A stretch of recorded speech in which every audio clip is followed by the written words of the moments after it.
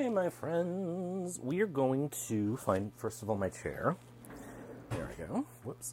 And we're going to unbox and take a look at the Marea Tarot, which is a deck that I got yesterday and somehow managed to not look at yet.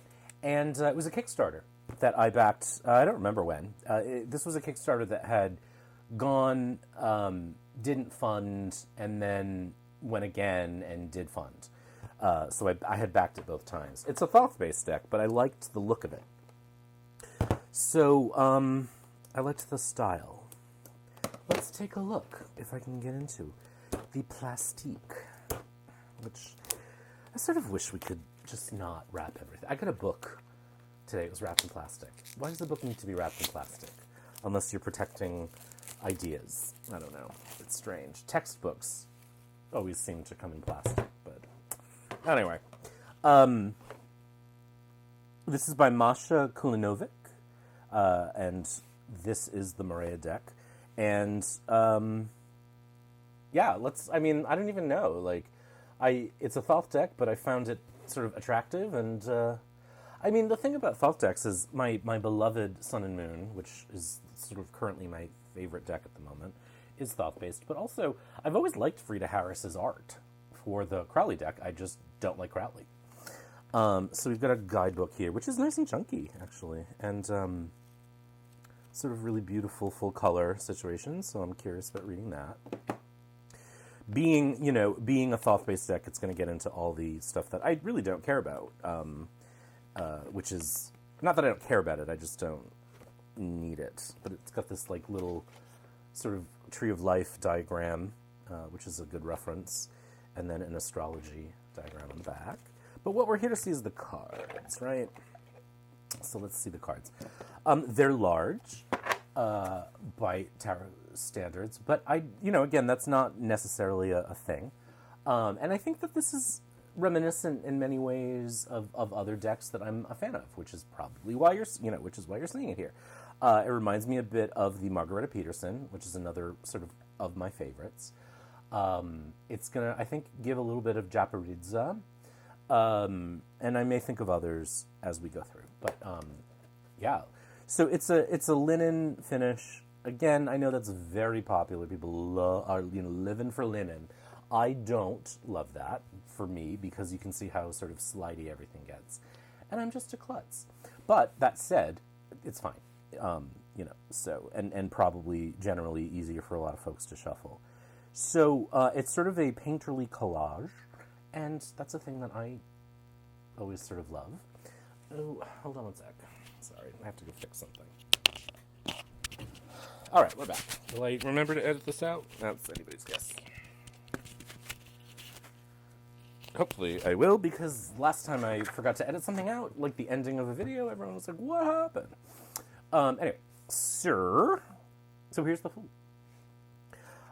This does not, I don't think, have no, it doesn't, the keywords on it, which is never a thing that I mind, but I've also come around on them, so take that. There's the back. So here's the Magician. It's again, it's sort of, I think, like collage, sort of photo, paint, digital. I think it's mixed media is what we say. Nice sort of unobtrusive borders. I actually like borders on cards. And it's just really sort of vibrant and red. It's also one of the only Thoth sort of decks that I know of that has any sort of skin tone diversity, etc. My Sun and Moon is also one of those. So there's the Emperor, the Hierophant. It's a little, in person, a little more sort of photographic than I thought it would be on the online images, and that's I think that's just an inevitability of the thing. But it does it's not like I can't even speak English right now or anything, any language. I think that's fine. I think that there are some collage decks I really love. There are some that I really don't. love. So that's not like a conditional thing. But this does remind me a little bit of the Margareta Peterson with sort of more human forms on the images. So, and I like that. So 8 is adjustment rather than justice. The Hermit. Fortune. That's actually quite nice. I say almost every time I do a video that I don't like Wheels of Fortune frequently, but this I do. First of all, love that cobalt and these lightning bolts and these gears. I think are very cool. This would be Lust instead of the Hanged Man. So again, Thothy. Oh, I'm sorry. That's instead of Strength. This is the Hanged Man. Yes, because we can see the lion on it. It's so sort of Crowley-ish to be like, oh, Strength is Lust. I just can't stand Crowley. I really can't. I know. You can tell me, well, I don't care. I just am not a fan. But, like I said, I like the art on the deck that bears his name, even though he had, other than sort of guiding the artist, not really much to do for it. That's gorge. That's a beautiful death. Art instead of temperance, also really beautiful. The devil. I like the shape of these cards. That's a thing that I enjoy. And I love this tower. Wow, so evocative. I go through phases with decks where sometimes I like something really neutral, without a lot to look at. And then there are other times where I like something that's kind of chaotic. Like the new edition of the Bonefire, I think is the name of it, which I did a review of recently.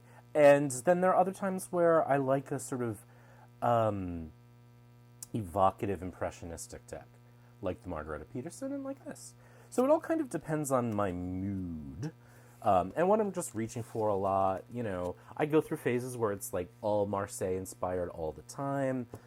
Then I go back to some like Wade Smith inspired, and that's just, as much as I love the idea of like working only with one deck, I find that, my mood is such that I just crave certain things at certain times. It's a really beautiful Sun card. This is the Aeon instead of Judgment. And then the universe instead of the world. So lovely, lovely, lovely artwork. Let's look at the minors. So stop slipping. That drives me nuts. I really don't like slippiness. That's the thing that I dislike. Ace of Wands.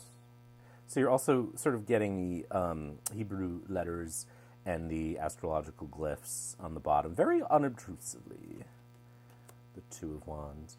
So you'll see, if you're familiar with the Thoth artwork, that this is quite similar in its arrangement and its choices. It's sort of an adaptation of that. And then, I joked earlier about Crowley not having a whole lot to do with the original deck. I think he had more than a little bit.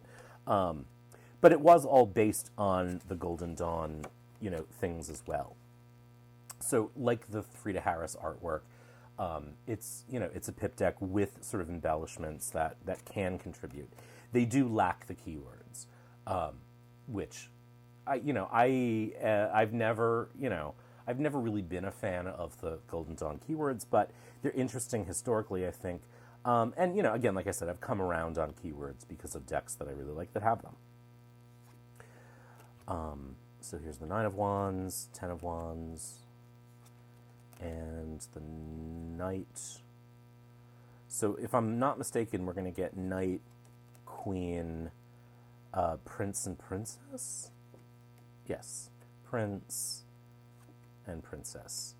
So I think Princess is Page, Prince is Knight, Queen is Queen.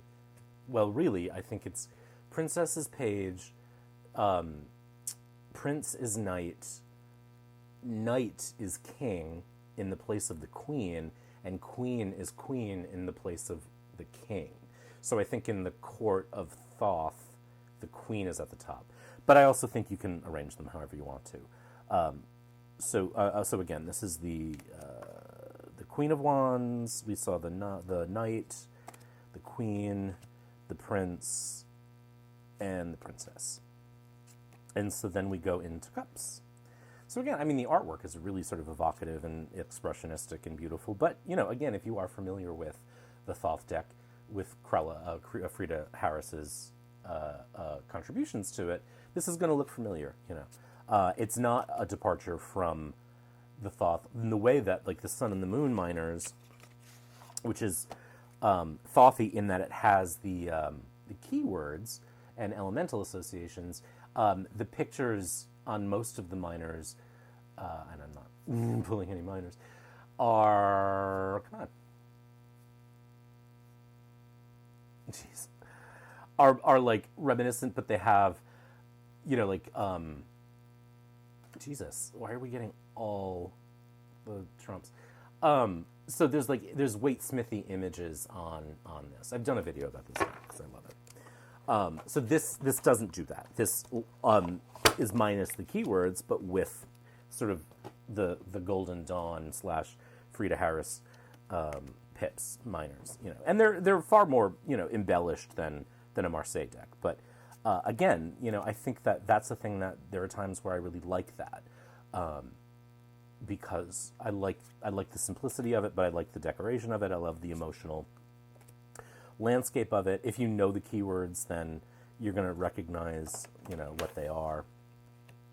So 8 of Cups, 9 of Cups. It's quite pretty and vibrant, and I think it's going to look gorgeous when we lay it out. Here's the beautiful Knight of Cups, and the Queen, the Prince, and the Princess. Here we are in Swords. The 2. Like these shapes, these sort of pinwheel shapes, are in Frida Harris's painting. So very, very from that. But it's like a freshening up of that deck, which, again, I have to say, like, I've always thought was beautiful. The artwork, I love watercolor. I think they're gorgeous. They resonate. They're so beautiful. And this is just another of that, you know, of that ilk. I don't know. It's interesting. I think, again, quite pretty and evocative. And I can absolutely see using this. I don't love the names that got changed in the majors, not for my usual reason, which is that I'm kind of a stick in the mud about that, but for a reason of, like, I don't like the titles that came up instead. Like, I don't like Lust as Strength. You know, I'm fine with Aeon, like, whatever. It's so pretentiously Golden Dawn to me, but, you know, but just Lust in particular, I feel like, is in a reading, which, you know, I don't think was the intended use for the Golden Dawn of cards anyway. You know, we know how they felt about divination in their sort of colonial way. So now here we are in discs.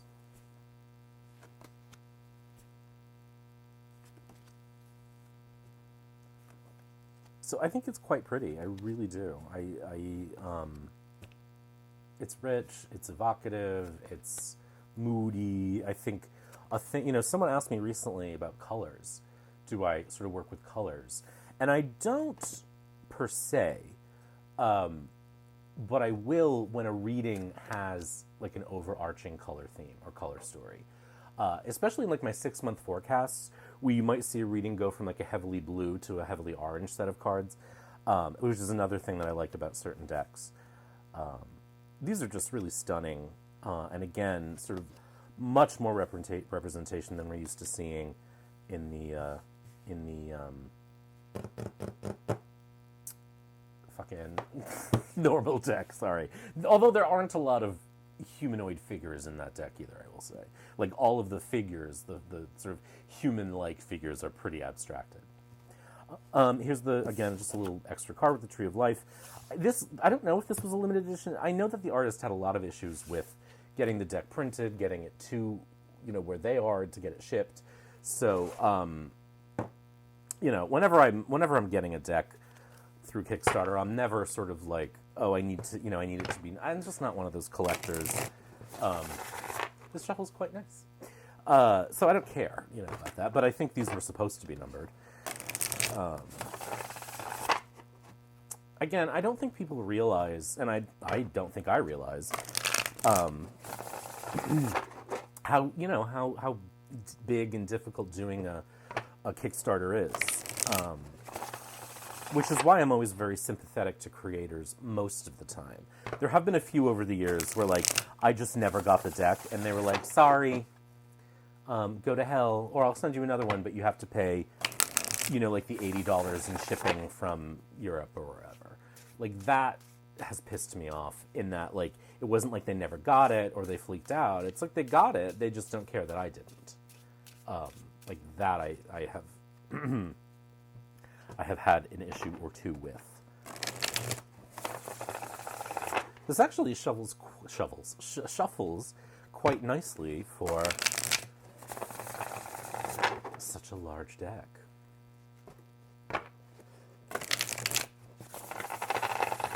Very satisfying.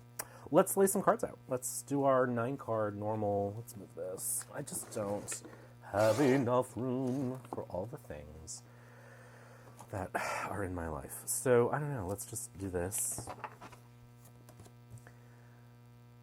I'm sure it's going to look stunning as... What's her face? I can't remember. The blue alien drag queen with the cleaning gloves. Juno. Juno Birch? So, again, in terms of, like, revolutionary, I think it's not necessarily revolutionary for a tarot deck, but it's a Thoth-based deck that is representational, so dig that. And again, it's really beautiful. Is it more beautiful than the original? I don't know. But it's not a contest. This is gorge. This looks really beautiful. I can see exactly what I'm looking at. You may not be able to see the titles down here on a small screen, but I can see them very clearly. Again, a thing that I always want to know immediately is what cards I'm looking at, and I can see that really clearly here. It's gorge. I think it's stunning. I'm very happy that I backed it, and I'm sure that I will be using this, and I'm happy to share it with you. So again, details in terms of like this gettability, I assume that you can. I imagine that this took a while to ship, so I don't know, but I will put whatever information I can find online in the description, and yeah, it's gorge. I think it's really beautiful, nice packaging. Love this sort of robin's egg Tiffany's blue that was chosen. The backs are quite nice. I love sort of a like a the lining of a coat kind of look for a jacket, for a card back. Yeah, gorgeous work. So this is the Marea Tarot, and again, anything that I can find about getting it, you will discover in the description below. So take care, be well, and be good, and we'll talk soon.